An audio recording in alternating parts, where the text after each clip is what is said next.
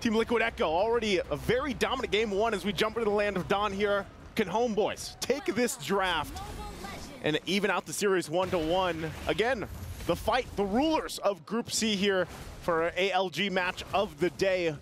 Look at that, things falling into place already for these junglers. Look at this aggression from JP. And man, it's been a minute since we've seen the chip being used. Wow, he's actually getting really low here, but just want to put the pressure on Chibi, so he's going to be fine. And yeah, I think this is going to be the question is, how does this Leomord work against Karl'Tezi on a very... I'm actually surprised that he picks up the Boxia again. Yeah, me too. But, you know, I was also surprised that they went for the Xavier, and they got the chip. Nets up top, really getting bullied, though. This is what we expect from Mr. Man on the chip. JP, he's going to be everywhere on the map. In the mid lane, though, I didn't expect Sanji to be able to actually, like, level up against Udil here. Oh, it's a crash course onto him, first blood! Damn you, JP! No! It's his fault again! He just flew over and connected on that.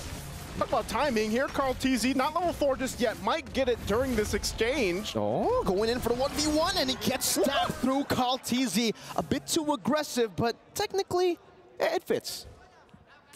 He was threading the needle there, trying to get that level 4. But unfortunately for Karl'Tezi, not going to happen. So that's great for Chibi. Getting that one kill early on this Leomord. Could scale up really well here. Yeah, look at JP. Oh, again, just crash coursing everywhere, man. And now he's looking to go back to the mid lane, perhaps. Liquid Echo with that little skirmish, though. Chibi does get one kill, so it's actually kind of worth it for Homeboys, I feel, in a way, right? Because Chibi does get the snowballing a bit faster here. You can already see Zorn as well, trying to be that annoying force in the jungle with this Grok. Pops in the barrier, unable to go for the reset on the turtle. But Sanford is already posturing up. Seems for Subpot, he does have the penalty zone. They can go for it. JP going to be zoning Chibi away. Crash course into the back line, forcing Chibi to use the horsey horse. And there you go. Jumps into the back. Karl'Tezi. Oh, it's a mobilization with a Mystic Field. JP picks up a double. He gets 3 kills and it's all on him. He might be going for a triple just there. 3-1. Is JP the carry here? The Mystic Field straight into the punch of Sanford. My goodness.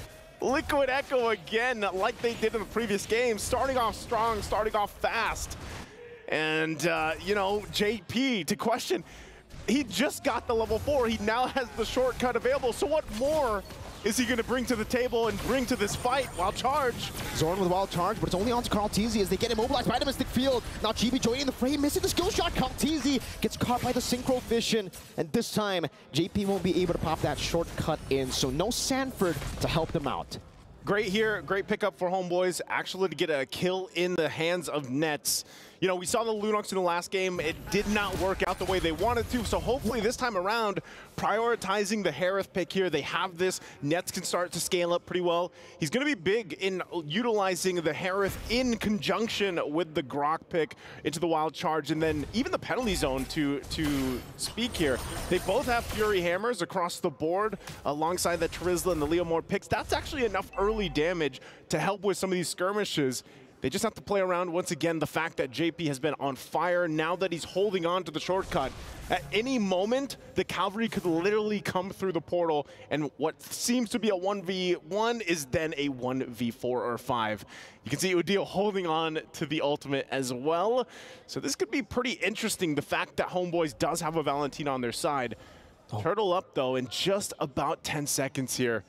Chibi patiently waiting. JP's right there in position. I don't know. Do they know? I think they know. Chibi knows, but does JP know that Chibi knows? Udil rotating as well. Has a shortcut. They catch him now. JP able to get the crash course down. Puts down the shortcut, but that's going to be Udil who puts it down. JP forced to go back.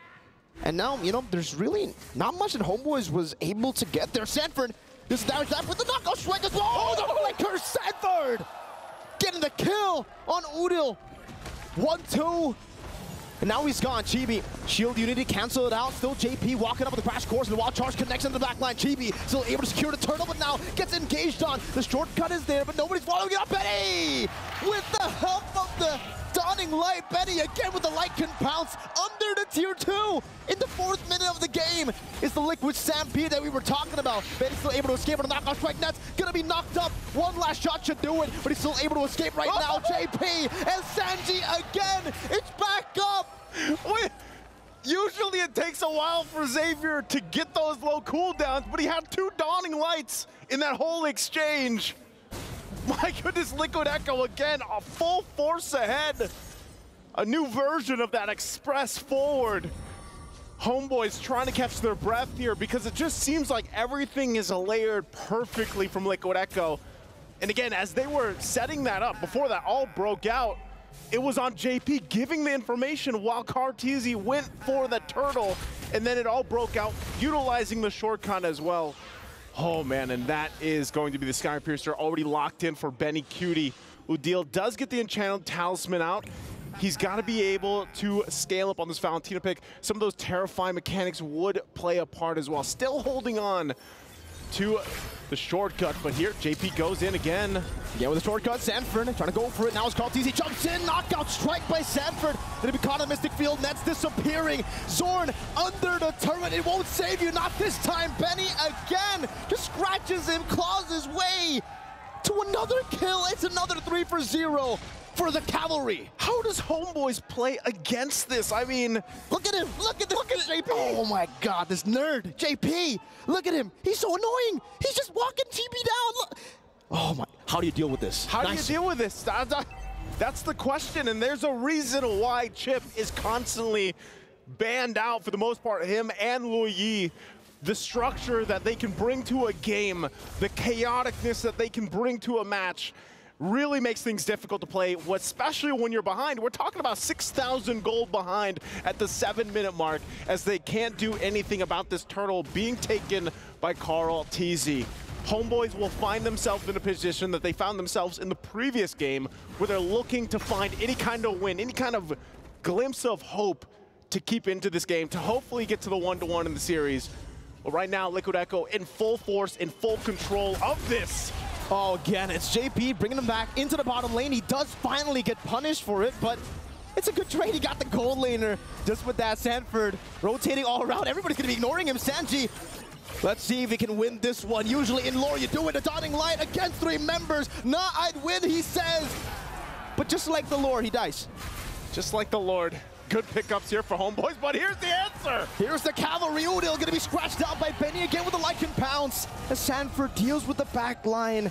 13-4, Chibi still able to get his own jungle camp there. Benny pushing down in the bottom lane. 8 minutes, and you can see the 2-level lead already by Benny earlier. And it's looking bleak right now. Sanford, oh my goodness. Another steal. Sanford is just a menace right now. No matter what hero he's playing, he's always on point, providing so much value here for Liquid Echo's lineups. And really, when you look at Homeboys, you have to kind of consider the fact that where do they start? Where does it start for them to slowly crawl back into the game? This is a massive lead from Liquid Echo that a lot of teams, when they're facing against this kind of lead, they fall apart. So Homeboys, can they adjust? Can they readjust the game plan here? Because we're not even talking about the fact that this lineup from Liquid Echo scales big into the late game, especially with Xavier in their hands. This is a hero that just, once he has, I don't even know, a 5-second Dawning Light, nearly max cooldown reduction, it gets very difficult to play against here. And so when you're looking at Homeboys' lineup, it's got to be that penalty zone. It's got to be the wild charge to set things up and then layered into a Zaman force. Chibi should not be the one starting things out.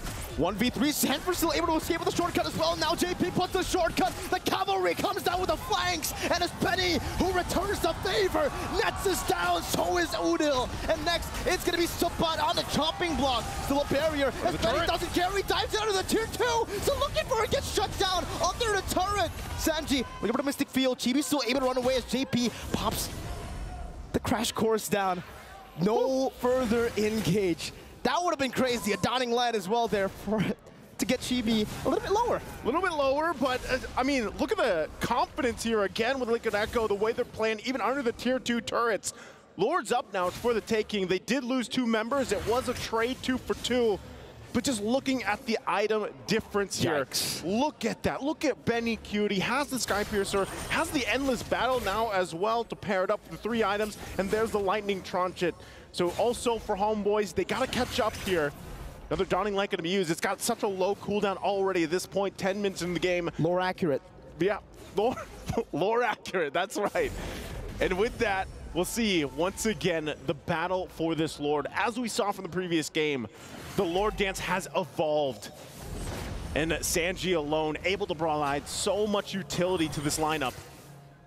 Udill's gonna go ahead and take that shortcut for himself. We saw this in the previous skirmish, the team fight. Turned into a quick 5v5. But as Homeboys kind of readjust, they're going to go ahead and let Liquid Echo start this Lord up. Sapat given the information. We got Chibi all the way on the bottom side. I think they just give this up, possibly. Shortcut. Again, Zorn with the conceal as well as Karl'Tezi goes in for the flanks, but is unable to find it. Zorn getting caught in the Mystic Field. Nets jumping forward, gets caught by the shield unity. Karl'Tezi with the choice of his poisons. Damage reduction all across the board, but Chibi's able to take him down. JP rotating the back line now with Benny again, scratching Zorn down. It's going to be Sapat finding the penalty zone, getting rid of JP. Sanji flickering out, Nide with Chibi. Going to be taken down by Sanji as he pops into Dawning Light again. Sanford on the chase. The Mystic Field right into Sanford. The San duo. Again in the 11th minute, and they're looking for a Sanford with a flicker, with a knockout strike to knock him up straight into the Mystic Field.